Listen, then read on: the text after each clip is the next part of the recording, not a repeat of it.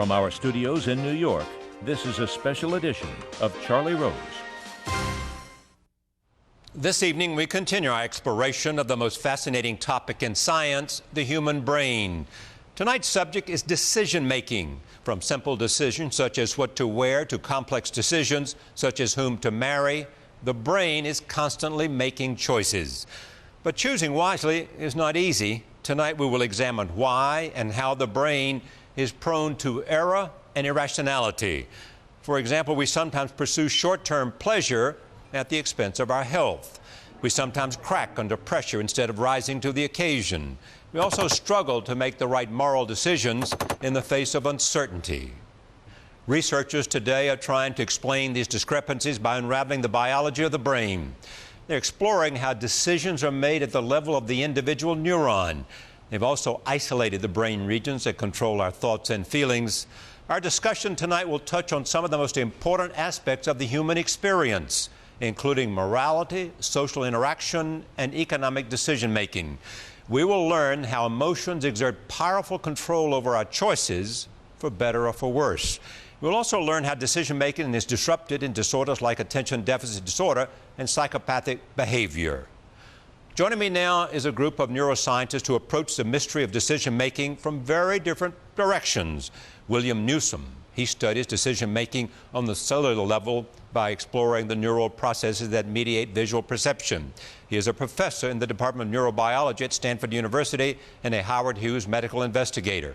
Tony Mofson, he studies the brain systems that control the simplest form of decision-making, perception. He is a professor of neuroscience and psychology at New York University. Ray Dolan, he studies how emotion and cognition interact to produce a decision. He is a professor at University College in London and the director of the Wellcome Trust Center of Neuroimaging. Joshua Green, he studies the brain mechanisms responsible for moral decision-making. He is an assistant professor of psychology at Harvard University and director of the Moral Cognition Lab. And once again, my co-host is Dr. Eric Kandel. He is a Nobel laureate, a professor at Columbia University, a Howard Hughes medical investigator, and a great friend to this program. We begin our discussion asking Dr. Kandel what neuroscience can tell us about decision-making. Decision-making brings us into a new area of neuroscience. In the past, we've considered how different parts of the brain control different aspects of our behavior. Today, we're going to examine how neuroscience has impacts on other areas of knowledge. Neuroscience is a font of knowledge for other areas of scholarship. This is very important, and its importance was first raised maybe 60 years ago by a famous physicist by the name of C.P. Snow, who wrote a famous essay called Two Cultures, in which he pointed out that a major schism is emerging between the humanities concerned with the nature of human existence and the sciences concerned with the nature of the natural world. This schism, this separation, was based upon the fact that these disciplines distrust one another and fail to understand one another very well. And to some degree, the failure to understand is unidirectional, because scientists have no difficulty enjoying Shakespeare or Picasso, while humanists have a great deal of difficulty understanding quantum mechanics or even brain science. And C.P. Snow suggested that it's important to bridge between these two cultures. And there are a number of bridges that have been built. One is what you do, trying to educate the public about various aspects of science. But as we've seen in the last 10 programs, one of the things that's emerging is that brain science is in fact giving us insights into the nature of human existence. And therefore, it's in a position to initiate dialogue with various aspects of the humanities, with economics, with philosophy, with moral decision-making, with art, and with literature. And decision-making in economics and moral philosophy is one area in which neuroscience has made the most substantial progress. It's fair to say that this is probably the most rigorous of the bridging areas that's evolving so far. So we want to use this as an example for studying how neuroscience can impact in other disciplines. Decision-making has many aspects on it. It goes from very simple perceptual decisions to personal decisions, to social decisions, to economic decisions, and moral decisions. Let me give you an example. Very simple to speak about a personal decision. I can decide I'm going to have dinner tonight at 7:30. I can also elaborate this into a social decision. Will I have dinner by myself, or will I have dinner with my colleagues around this round table? This turns into an economic decision. Will I invite people to a very elegant restaurant, which may be expensive, or will I invite them to a pizzeria around the corner? And finally, it brings out a moral decision. Am I, as the co-host of this program, going to pick up the tab, or am I going to ask the leader of this group to pick up the tab?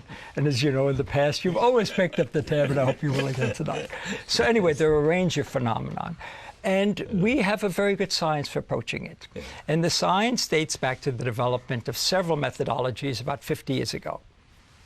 Two different approaches began to develop a science of decision-making.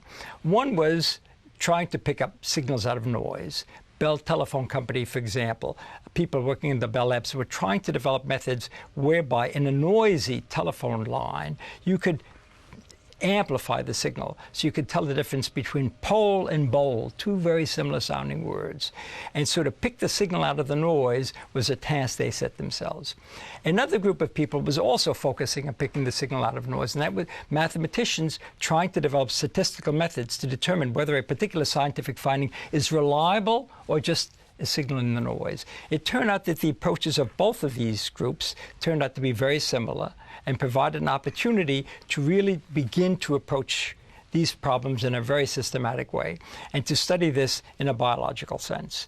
And the biology that has emerged of it is quite fascinating, because even though we're dealing with a variety of different processes, perceptual, personal, social, economic, moral, it turns out that a number of key brain areas involved in all of these. Now, the fact that brain areas involved in perception, in personal decisions, is easy to understand. But to think that moral decisions involve the brain is a bit of a stretch. And we want to begin by asking, what is the evidence that moral functions are represented in the brain? And that dates to a very famous case, a man called Phineas Gage, who in about 1848 was working on a railroad and working with explosives, and in the course of working this with steel poles, a steel pole went through his skull from the base here, coming out at the tip of the skull, damaged his brain very seriously. This physician, John Harlow, a relatively inexperienced physician, took excellent care of him, paying a lot of attention to him, making sure that he really recovers from this. And he recovered to the most amazing degree. Within days, he was able to walk and talk and function effectively. Within a few weeks, he was back in the job. But the amazing thing is that despite the fact that he was doing all of these routine things well, he had changed in the most dramatic way. People said, Gage is no longer Gage. Before this accident, he was the foreman of the crew. He was absolutely reliable. He was like you. You could always count on him to do the job and to do it well. After the accident, he was completely irresponsible. He never showed up on time. He became obscene. He paid no attention to his fellow people. He had really lost a sense of moral judgment. And this was absolutely remarkable.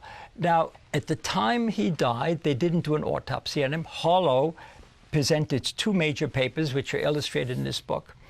But Hannah and Tony Damasio came back many, many years later, and using the skull and this steel pole that went over him, they reconstructed the pathway of this lesion and realized that one important structure that was damaged by it was the prefrontal cortex, and particularly the undersurface, what is called the ventromedial prefrontal cortex and the orbitofrontal cortex. And we now know from a number of people's work, and we'll discuss this today, that these structures are extremely important for moral behavior, for decision making.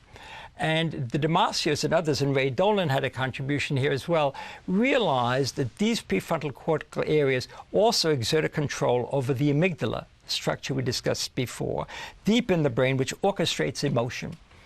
And that has made a lot of people, including the Damasios, realize that moral decisions, decision-making, and emotions are often tied together, that you cannot separate one and the other. And we'll hear later on how certain kinds of moral decisions inevitably recruit emotions in a very powerful way. So we're going to have a wonderful time just listening to the various aspects of emotion that we now begin to understand. All of that from one question. Not bad, huh? Let me just begin with Tony and talk about sort of how a person makes a decision. As Eric indicated, there's a sort of tradition of decision-making that's based on problems in signal processing and engineering and in statistical decision-making. How do you decide whether one quantity was in fact larger than another based on the measurements that you made? And the mathematics and engineering sciences that developed around this gave rise to a set of techniques in psychology which we call signal detection theory. And this is the theory of signal detection allowed people in the 50s and 60s to achieve a very sophisticated understanding of how human observers made simple perceptual decisions. The idea, of course, is that we can generalize those processes to more complex judgments by adding layers on top of them, and we'll talk about those layers as well.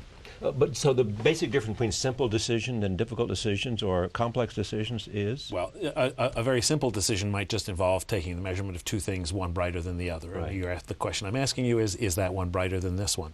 A more complicated decision will be the kind of decision that Josh will be talking about later on, where you'll be asked to weigh goods and ills and to weigh the costs of things. Yeah. You'll be asked to make decisions in the face of uncertainty, which is a major challenge that all of us face, and you may be asked to make decisions in the face of variable costs and variable penalties for making the wrong decision and the right decision. And so all of those factors become layered upon the simple basic question of if I measure X and I measure Y, which one is the larger? But so, at the root, the question is, if I have two measurements and I compare them, can I choose the larger one and get it right? The wonderful thing about this area is we can not only study it in behavioral terms, but we can also study it in cellular physiological terms.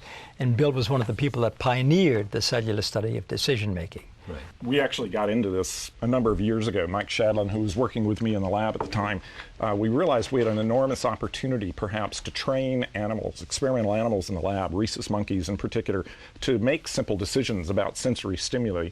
And we actually had an opportunity to try to identify the circuits in the brain that were involved when the animal actually looked at a TV screen and made a decision of what was there. And this was a big opportunity, but it was also a big risk, you know, that you could chase a complex thing like a decision around the brain and never actually come to grips with it. But as it turned out, we got fortunate, and we were able to identify some circuits in the monkey cerebral cortex that seemed to be highly involved in rendering these decisions. And then we were able to use this as a test bed to bring in more complex sorts of decisions. So more recently in the lab, we've been looking at what we call value-based decisions, not moral values in our case, but economic values. So we can put an animal in a situation where it's a difficult discrimination for the animal, but we can promise him more reward if he chooses the one on the left than if he chooses the one on the right. And if it's difficult and he's not sure which one is correct, he'll go for the bigger reward. So they're very experienced economic foragers. Animals are outstanding economic subjects because their survival depends on impressively good foraging. So we can start mixing layers of complexity in the lab in these animals and get into sort of a subject that is sort of called neuroeconomics, which has been heavily investigated by Paul Glimcher, one of Tony's colleagues at NYU, and by Ray Dolan, who's with us here. Ray is a psychiatrist, so he's accustomed to complexity. Yes, you know, it's very interesting hearing Bill, because one of the common things for humans and animals, it seems obvious, is that we care deeply about outcomes. Mm-hmm. And most of our decisions are somehow shaped by the likely outcomes that will ensue. But there's one big difference with humans, which makes the study of humans both difficult but also interesting, is that the range of outcomes we care about are vastly different than animals, and much more abstract. We care about money, we care about art, we care about status. One other thing we care about is we care also about the future. So animals tend to be very bound in the present. We care about the future, and we put a value in the present upon our future states. Hence, we'll save for pensions, or those of us who are not impulsive. So one of the issues that come up in human decision-making is how do we put all this into some sort of common currency? And it turns out, going back to Phineas Gage again, is that the part of the brain that seems to be important in doing this is the same ventromedial prefrontal cortex that was damaged in Phineas Gage. The interest here, of course, is that you can begin to explain the aberrant behavior seen by psychiatrists, neurologists, in patients who've got brain damage. You can begin to explain it in terms of ideas that come from decision theory and from economics. So we're in a very exciting period of time in terms of how we can unpack not only how people make decisions, but how aberrant behavior might emerge through dysfunction in systems related to decision making.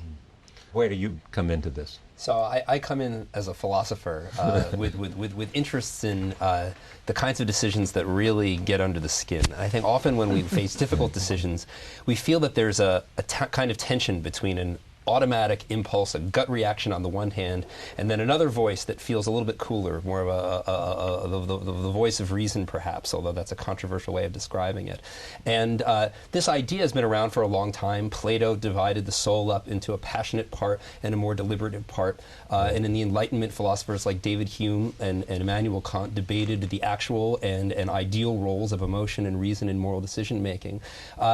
And what we're finding today is that these ideas, which make intuitive sense, but maybe are just stories, aren't really just stories, that the tension that we feel between passion and reason, between intuition and deliberation, really is based on a tension between competing systems in the brain, including some of the systems that Ray mentioned.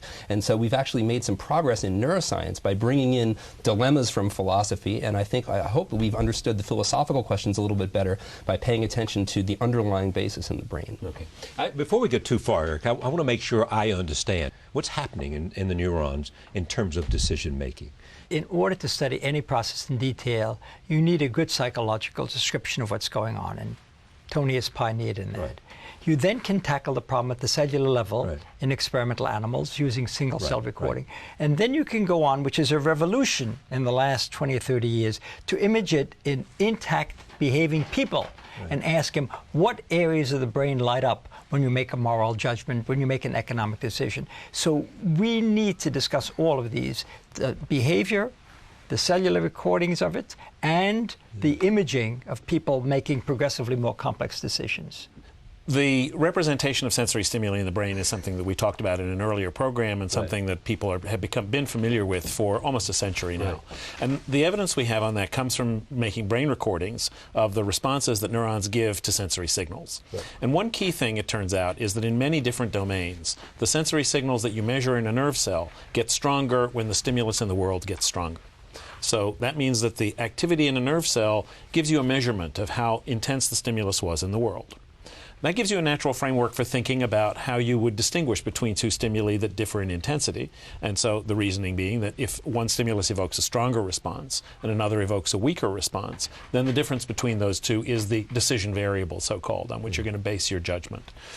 Now, it turns out to be handy to have a simple task to do in which one can actually ask either a human observer or a macaque monkey or a neuron, depending on the experiment you're doing, which of two stimuli is the stronger. And some years ago, Bill and I settled on a particular kind of moving stimulus as being handy for this. And I'm going to run an experiment with that stimulus on Eric. What he's going to get is a little countdown, 3, 2, 1, then a bullseye. I can manage that. Now watch the dots. And at the end, I'm going to ask you what direction those dots were moving in. Eric, I think you can manage this. Did the dots move left or right? To the left, correct. Now, that task was basically effortless because all the dots moved together and you didn't actually have to do any particular discrimination. But now, that wasn't that easy. I'm going to make it a little bit harder in the next video by taking some of the dots and making them twinkle at random instead of move together. Right. Yep. You are correct, but you'll notice that some of the dots were not actually obeying that rule. Getting a little bit more difficult. Now I'm going to make things a little harder. Which way? To the right, I think. All right, Eric. Very good. All right. So, I think I've got a future at this. Can I become a monkey? As they say in the films, don't get cocky. You may have the next piece. Charlie handles the next one. No. Next one, please.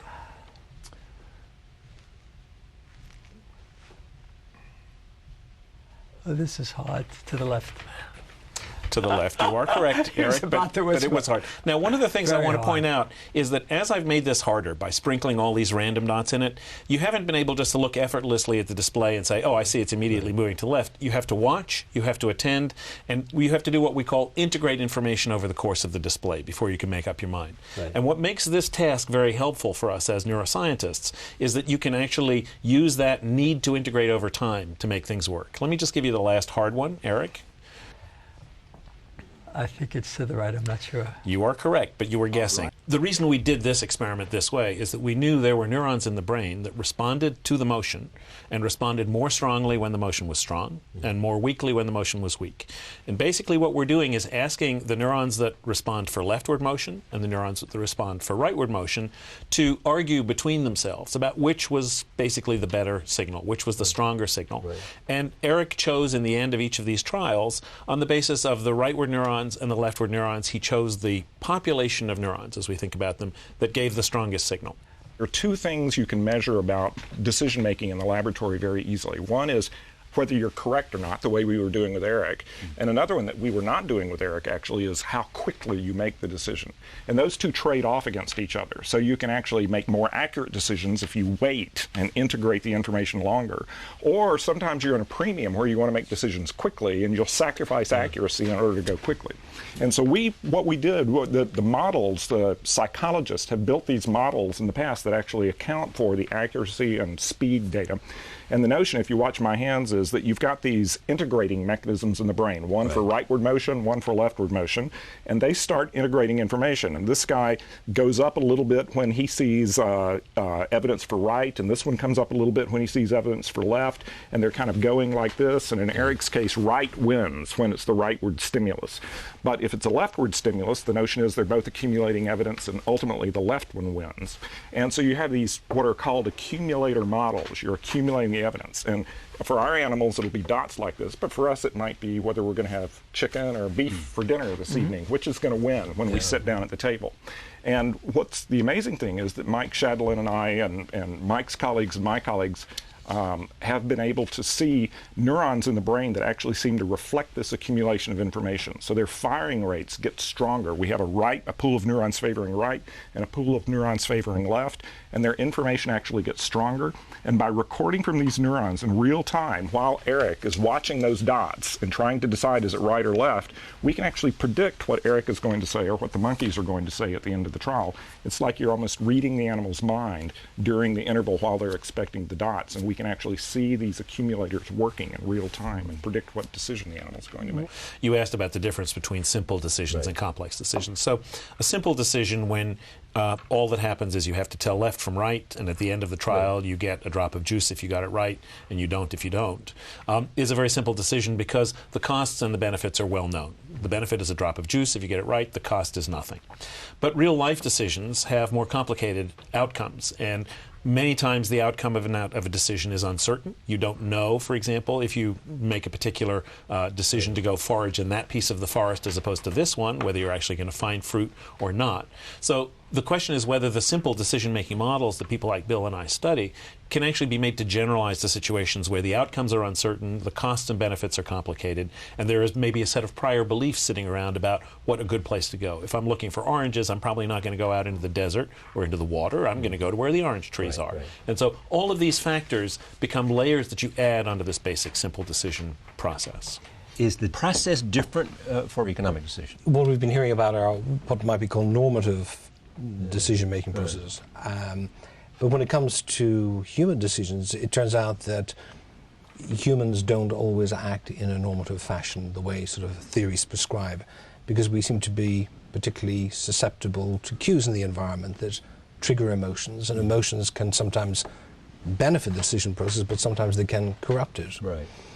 And this gives rise to a view of the mind not made of one decision-making central executive system, but perhaps multiple decision-making systems, one being the sort of far-sighted decision-making system we've heard about.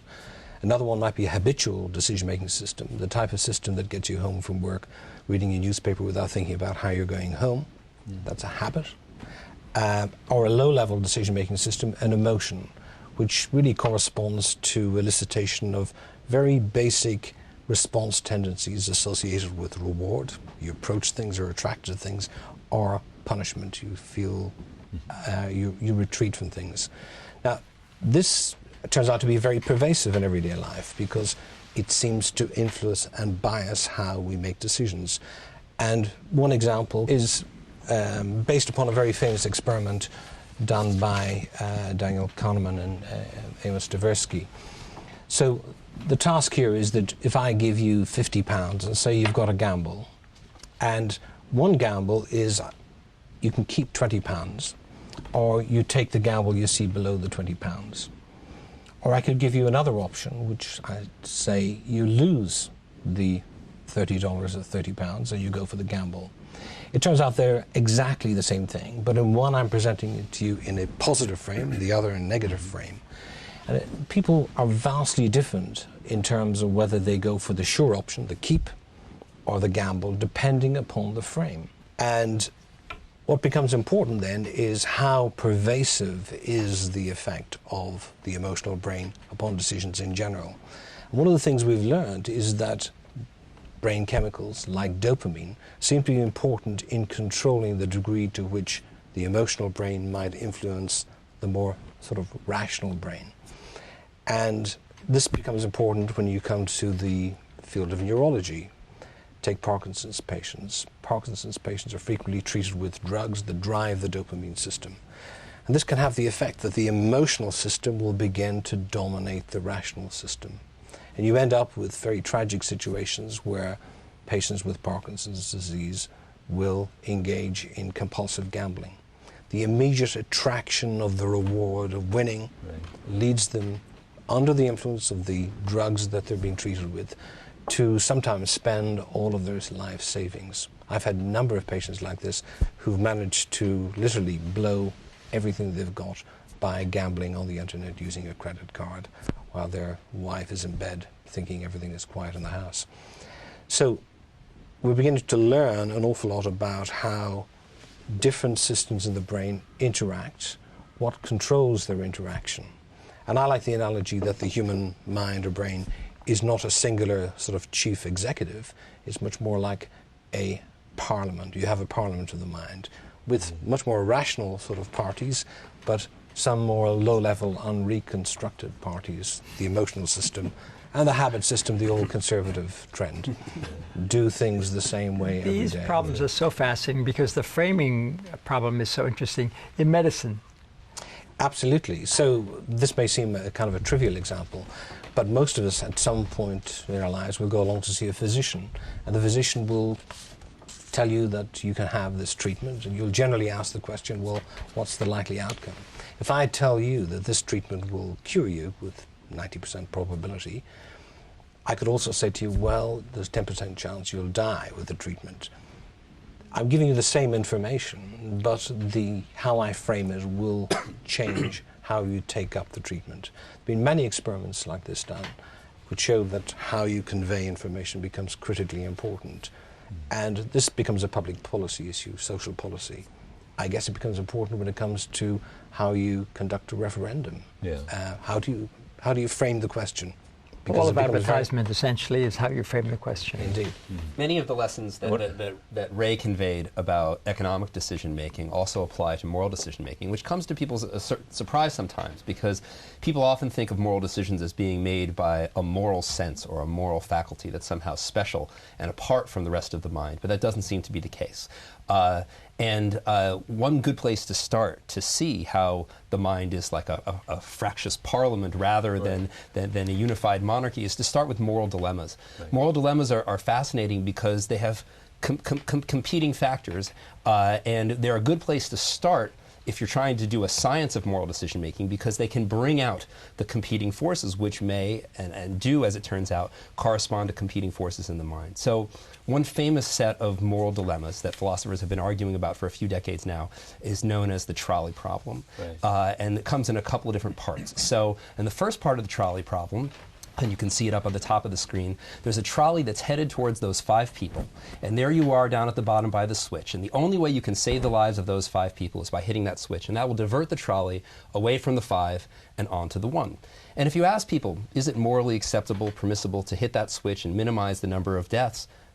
Almost everybody, not everybody, but almost everybody says yes.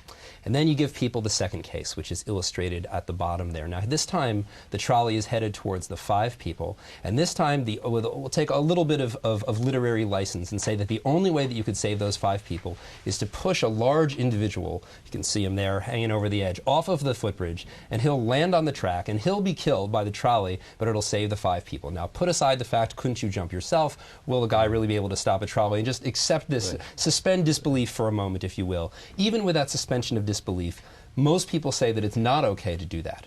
And so there's an interesting philosophical question, and there's a corresponding interesting set of psychological and neurological questions. The philosophical question is, what's really the right thing to do here? Why should this case be different from this case when they're so similar on the surface?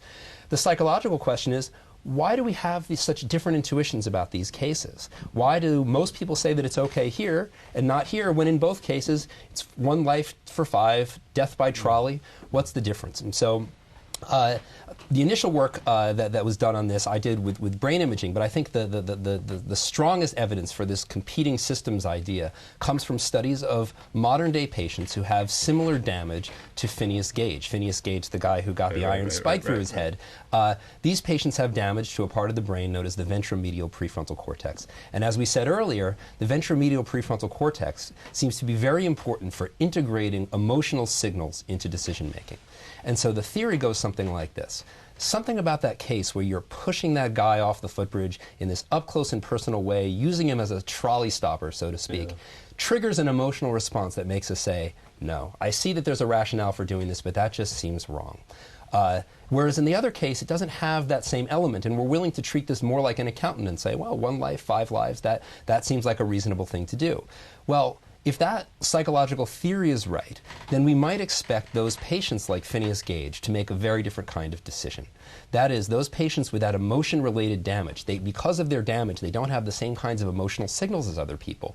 Those patients might function more like an accountant in both cases. They'll say 5 lives for 1, that sounds good in the switch case, 5 lives for 1, sure, use the guy as a trolley stopper. And it turns out that when you give these patients those kinds of dilemmas, they are 4 to 5 times more likely than ordinary people to say, push the guy off the footbridge in the name of the greater good. And so what this experiment demonstrates is that there are different kinds of moralities that are embedded in different systems in the brain. You've got, on the one hand, in this case, an emotional system that's saying, no, no, no, don't do it. That's kind of like an alarm bell going off. And then there is another system that can look at this and say, well, we want to save the most lives, 5 lives for 1, that sounds like a good deal. In ordinary people, they compete. And in the patients, you see the 2 systems come apart because one is knocked out while the other is still intact. One way to think about this is to think of the mind as being kind of like a camera. It has automatic settings on it, like you can use it to take a quick point-and-shoot landscape or portrait, or you can put the camera in manual mode. And the research program that Tony referred to, known as the Heuristics and Biases Research Program, shows how we have these very useful decision rules that are kind of like using the automatic settings on your camera. They'll do a good job most of the time, but they're not very flexible. And you put it in a slightly different situation, and they misfire. And so what's going on in a lot of these cases, for example, the kind that Ray described, I think, is that there's an automatic system that's applying a heuristic that's generally pretty good, but that at the margins can get us in trouble. And you see this in medical decision making. I would argue, although this is more contentious, that you see it in moral decision making as well. But the framework is certainly common, and a lot of the brain regions that are involved in these kinds of economic decision making, such as the amygdala and the ventromedial prefrontal cortex, are also, as I said, involved in moral decision-making and seem to play a similar computational role. Is there any systematic study of the biology of psychopathy, of people who are capable of doing just horrendous deeds would not have any difficulty pushing somebody over the bridge? So there's actually been a lot of research on psychopathy indicates that it is primarily an emotional disorder. That the two defining features of psychopaths are their bad behavior, the antisocial things they do, and their lack of empathy for other people and corresponding lack of remorse for the bad things that they do. And so some people have actually started using these kinds of moral dilemmas with psychopaths. And one of these studies has shown that when people, this is a community sample, but when people with psychopathic tendencies respond to these kinds of dilemmas, particularly the kind like the footbridge case, where you're harming somebody in this more personal sort of direct kind of way, they exhibit decreased activity in the amygdala, which, as Eric said, is one of the regions that orchestrates emotion more widely. I'm currently working on a study with someone named Kent Keel at the University of New Mexico, who drives this mobile MRI machine around to different prisons in New Mexico and scans the brains of incarcerated individuals, many of them psychopaths. And so we're just beginning to look at a cohort of full-blooded psychopaths and to see if we can use moral reasoning as a way to better understand the mind of the psychopath and to use psychopaths to better understand moral reasoning. So there's definitely some traction there, but we're just in early days. Okay, but even if it's in the early days, what are you learning? I mean, any indications of what you're going to learn? Well, what I'm hoping is, or I should say, hoping, I'm a dispassionate scientist, of course, but what my theory would predict is that these psychopaths would, in a more subtle way, be like the patients like Phineas Gage, that they don't have an emotional response that says, oh, no, that just feels wrong, and so they're going to, in some sense, be more likely to be what we call utilitarian, that is, willing to say, go with the numbers, 1 life for 5. But we also know that psychopaths are much trickier than these patients with the ventromedial prefrontal damage. They work very hard to seem normal and to blend in. And so to catch them in the act, we're going to have to use a few subtle tricks. We may have to, as Bill suggested, look not only at what they do, but how quickly they do it. And so that's one of the things we're looking at. And you know, Kent is looking at their genes. There's a whole lot going on. But I think that the story may turn out that they are a kind of more subtle version of the Phineas Gage types, but for different reasons. So there are two issues that sort of arise that I'm curious to have you people address.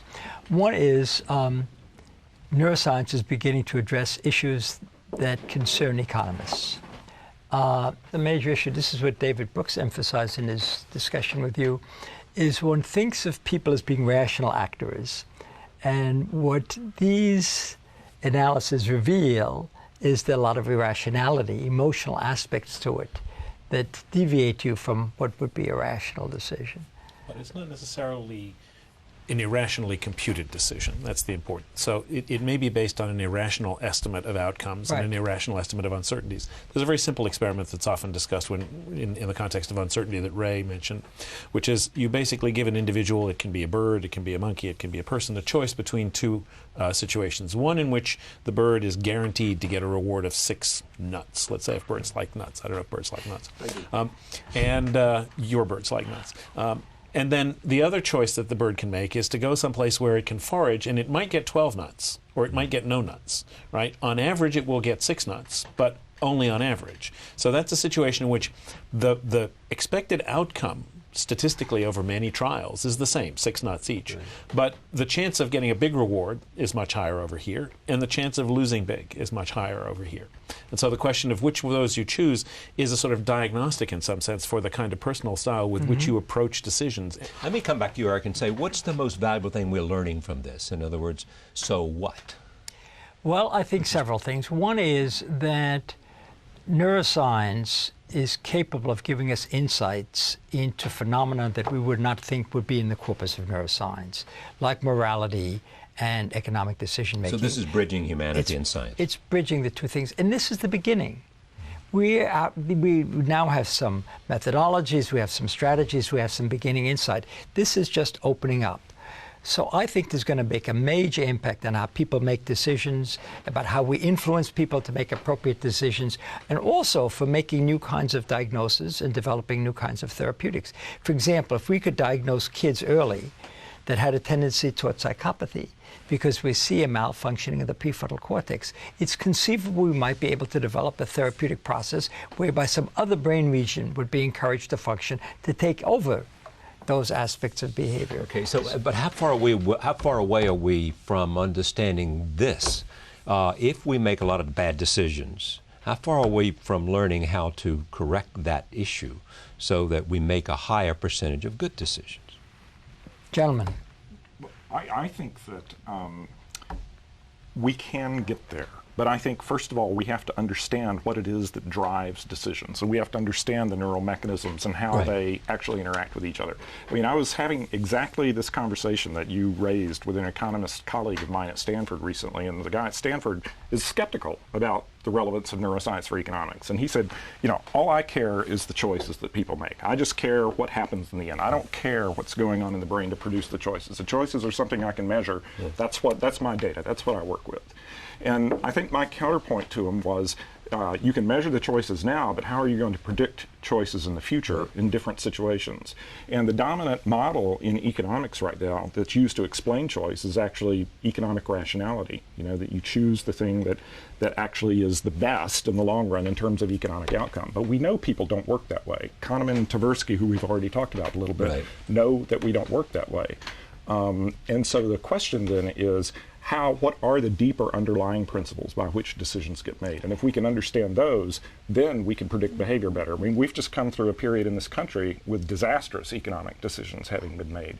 And disastrous kinds of decisions being made at the levels of, you know, do we regulate, do we not regulate, what kinds of instruments are wise to use? And these are deep-rooted decisions that get made in human behavior, and that we need to try to understand where the decisions come from. And the rational model is not going to, in the end, be a very good guide. I think a simple example of what neuroscience can offer is the realization that we've had from Freud and even before, how important emotion is to people's behavior. And your example, how sometimes emotional processes are recruited and sometimes they're not for decision-making, for moral decision-making. We need a direct measure of that. If we can image people and say, we recruit the amygdala under these circumstances, we don't recruit the amygdala under those circumstances, we have an independent way of evaluating under what circumstances emotional processes recruited. And I think that's extremely important, because otherwise we're just inferring that this is happening. This provides us a direct measurement. Emotion is something we have a very difficult time studying in animals, actually. I mean, this is much more tractable in humans, one of the things that's much more tractable. And Ray sort of talked about this parliament of decisions and decision-making voices and sort of the higher level reasoning and this rambunctious, bubbly kind of emotional substrate. And Josh mentioned emotion. And I know, and the question is sort of, is emotion something that's valuable and that we should be keeping, or is emotion sometimes that leads us astray in decision making? And how do you recognize one versus the other? Because sometimes emotions clearly lead us astray, and utilitarian calculus would discount emotion completely and just say it's a numbers game. But sometimes the emotion, the empathy, the ability to empathize with other people that the psychopaths lack is a good thing. How do we think about pluses and minuses of emotion? So I think this is where I think that the camera analogy is very useful. If you think of the emotions as being like the automatic settings, and you think of manual mode as being like reasoning, you can ask of a photographer, well, what's better, the automatic settings or the manual mode? And what the photographer will say is different things are good for different circumstances. That if you're in a standard kind of photographic situation, the kind that the manufacturer of your camera could anticipate, then go ahead and use your automatic landscape setting or whatever it is. But if you're facing a fundamentally new kind of photographic challenge, then you're probably going to have to put your camera in manual mode. And so I think that what we really need to do as a society is understand ourselves so that we can know how to use our moral brains. Understand when we're dealing with the kind of situation that we've been well prepared for, either by our genes or by cultural influences or by our own experiences, and when we're sort of going out on a decision-making limb.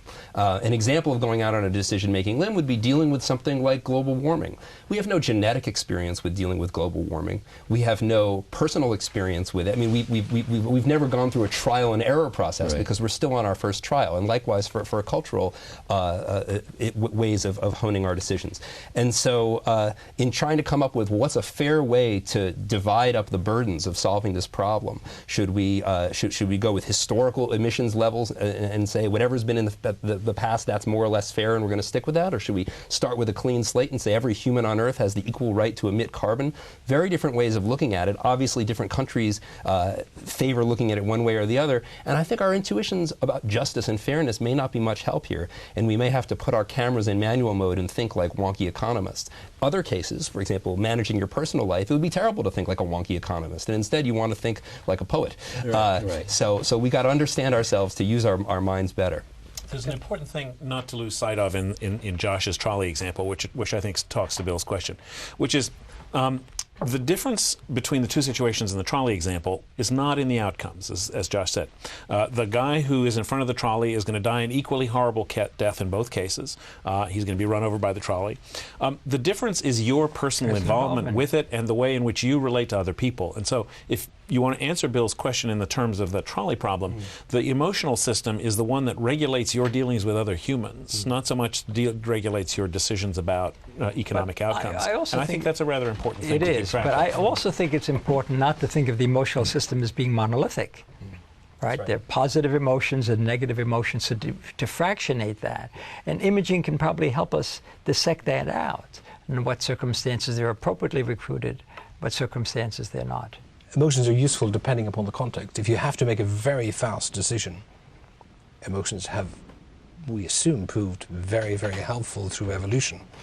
And sometimes you only can make a decision with the help of emotion. Falling in love and deciding to marry somebody often requires the sort of the vacillation of the rational mind to be sort of trumped by the sort of passion of love. So emotions have their place, and a lot of our richest experience comes through emotions. Just one other comment on the trolley example. I'm trying to unpack it. One of the situations there is a propositional situation. You have never actually had direct experience. The other one, where you push the guy, is much more one where you have had experience, and we don't like pushing people. We're told not to do it, and if we've done it, we've got a blow on the nose from the person we've done it to. So I think those sort of things have probably come into it. The difference between experience and how we the calculus of experience versus the calculus of the sort of more abstract propositional world that we confront. Tony and Eric are pretty pushy guys. Yeah. Well, you didn't give us the choice of pushing each other off the drive. But I actually have a question, which I know is one that Eric thinks about a lot, and which I think bears on this, and I'd sort of like to hear what these guys have to say about it. People can be induced by social situations to make reprehensible decisions, decisions that we now perceive objectively to be reprehensible, and we can all make a long list of hideous things that people have done to other people. And one assumes that under the circumstances in which the decisions were made to take the actions that were taken, those decisions were computed on the basis of some brain system. And a question which I know Eric cares about, and which I care about too, is to know how brain systems that can lead to such outcomes can be shaped by experience, shaped by environment, and how they can be regulated. Yeah. It's the framing problem. Right. I mean, how could a civilized society like the German societies of the 1920s become Hitler-dominated, destroying Jews and gypsies in the 1930s and 1940s? And I think the answer to that is the capability for evil is built into our genome. That most people are under certain circumstances capable of doing it. There are exceptions. You obviously must be an exception. Yeah. The framing of the question, how you structure society, is absolutely essential to this. If you say the Jews are vermin in society, you know, they're parasites, they're destroying German culture, you know, they're subhuman. You have a completely different attitude than saying we're all equals. I wonder if that's the only answer. It's not the only answer, but it's certainly part of the answer. There are additional answers. There are opportunistic answers. If you get rid of half the faculty of the Department of Medicine because they're Jewish, young people can move up. So there are lots of people for participating in the system, but the fact is there's a lot of flexibility involved in human behavior. neuroscience of decision making is going to be very pressing for our society. Josh and I have been involved for the last 3 years in a neuroscience and law project sponsored by the MacArthur Foundation, because neuroscience evidence is starting more and more to be being introduced into court situations with defense attorneys showing brain scans and saying, look, my client's brain is different from normal brains. How can my client be held responsible for his action when he's got a different brain from the rest of us? And federal judges are looking at psychologists and neuroscientists and saying, what do we do with this stuff? You know, what are the reliability of these data and things? And if we come to think that decision making has very mechanistic causal sequelae that lead to particular decisions, can people be held reasonably responsible for their decisions? Can any of us be held responsible for our decisions, or are we merely dancing to the tune of atoms and molecules that are dancing in our brains? And I don't think that's the case, but it's a reasonable, it's an argument that can be made, and I think that this is what we decide about this, and what a mature neuroscience has to say about this is going to impact our social systems. I think that's a very profound insight. So if, for example, you brought a patient into the courtroom and you showed that he had lost his orbital frontal cortex, there's no question you'd feel differently about his consciously doing something under his own control than if he had a normal brain. So I actually was asked, a journalist called me and asked me a question about this. So one of the things we know about brain development is that the frontal cortex is the last part of the brain to be fully mature. And so in adolescence, the frontal cortex is known to be immature. And so this journalist called me up and said, do you believe that because the frontal cortex develops late, that teenagers should not be responsible for their actions because they have improperly developed frontal cortex? To which my response was, are you out of your mind? They're teenagers. Why do you need to know about the frontal cortex? Of course they, you know. So I mean, the discourse has moved from the domain that we all understand, which is that adolescents do adolescent things, into this sort of dressed up version of neuroscience, which I think does not serve our society or our community well. This has been exciting to me, the deciding brain, and just the idea of the kinds of things that we talk about at this table and all the decisions that are made. I mean, for example, here, just an interesting thing, I had a conversation at this table before we taped this program with President Carter, former President Carter, and the decision he made as to what to do about the hostages, you know, and what process of decision-making might have led him to make a different decision. Affected his whole presidency. And it affected his presidency, but it would have affected lives. And what would be the decision you make about the response if, in fact, you said to the Iranians at that time, we're going to do this if you don't do this, or we're going to do this twice if you don't do this, and that whole kind of thing with enormous consequences, and just beginning to understand that. Is it possible that we could make smarter decisions? It's a lot like it's a trolley problem. Exactly. Yeah, exactly. It's a trolley What's problem. going on in the hostage exactly cases? what it is. Because what you're saying is, if we negotiate to try to save these people, then all the future hostages, more of them will be taken, and they'll be in greater danger. Right. Well, when you say I'm not going to negotiate, what you're really doing is pushing somebody in front of the trolley in the name of the greater good. No, exactly. And so that's a beautiful example of how these toy little kinds of philosophical fruit flies that we can use in the lab can actually apply to real serious issues out in the wider world. I think what is also emerging is the time scale, and you're referring to that. When neuroscience moves into decision making, it's moving into a deep body of knowledge, and it's going to be a long time before it makes the kind of impact it's capable of making. But there's a systematic and very encouraging beginning, and this is what these people have outlined for us. Okay, so this is the deciding brain. What will we do next month? Well, this is the first step showing how neuroscience can have an impact in other areas of knowledge. Next month, we're going to consider what neuroscience can contribute to creativity. We're going to consider art and what we can contribute to understanding that.